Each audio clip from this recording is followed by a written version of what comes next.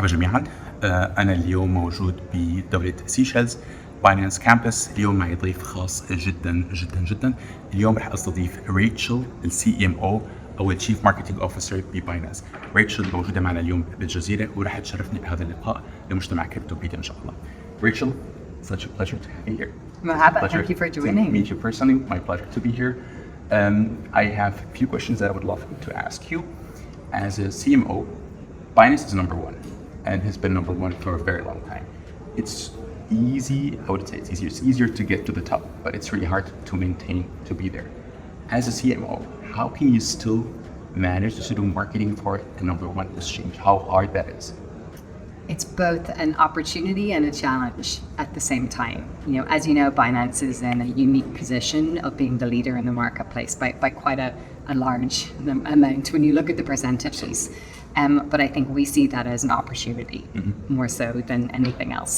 I think for us, if you think about where we are as an industry, we're still at such a low penetration.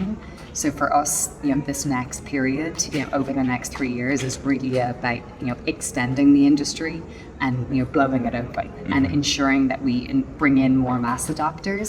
But the only way we're going to do that is through double downing on our existing community. Absolutely. So what's critical really there is education. Absolutely. So education for crypto, curious as much as it's about education like what we're doing over the course of these days. Absolutely. For those crypto natives and the early adopters, such as yourself, that are going to be so critical to our future success. Education, know what you're dealing with. We mentioned that Binance is number one, that means there's number 2, 3, 4. How do you look for other exchanges? Do you look at them as enemies, as competitors? Do you think it's a healthy competition? Or do you believe it's enough to have one exchange? Do you think in 10 years we're going to have as many exchanges, or do you think we're just going to have 1 or 2 exchanges? Oh, that's a tough question. But for me, all competition is healthy. Whether you're an athlete, whether you're a doctor, whether you're in crypto. And for us, I see it as being beneficial to the community. The more you have competition, the more you're driving forward and ensuring, for us, that's about innovation in our product roadmap. It's about servicing the community with the right services and the right experiences that help them, arm them with the tools in order to drive more adoption. But for me, I think, while I pay a lot of attention to our competitors and I'm friends with many of the leadership and our other competitors, it's both the direct competitors and now the indirect competitors, like TradFi and the world that are, starting to slowly come in.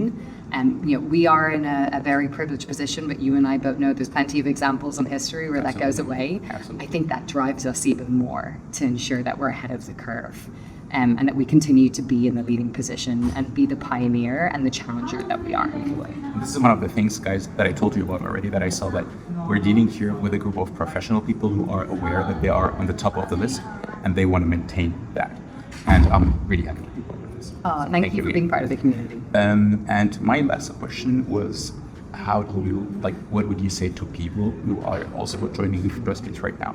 And going through a FOMO, what do you think be aware of? What type of something would Education. It's going to be the theme of this interview. And it's one of the reasons we launched Binance Academy.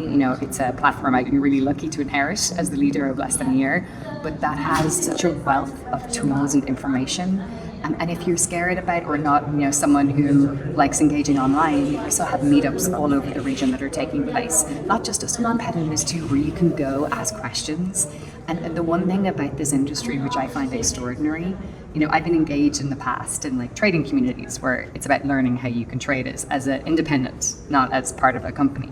But this industry is so much more welcoming. No question is stupid. Absolutely. And that's why I think there's, given you have all these tools and education opportunities at your fingertips, and many have been created with different type of mindsets in mind. It's about just getting involved and making the first step. Do your own research. Is critical. It's critical. My father has decided he wants to enter into crypto, and nice. I told him, nice. You have to do Binance Academy. Learn, learn and study. It's the same thesis you would apply in other industries. You need to be. There's no quick way. There shouldn't be. So we didn't say that we're gonna be focusing on education, but I always say that learn. Don't go in and just think it's gonna work out. It's not gonna work out. You have to learn. You have to invest your time in this before investing in anything else. Rachel, thank you so much.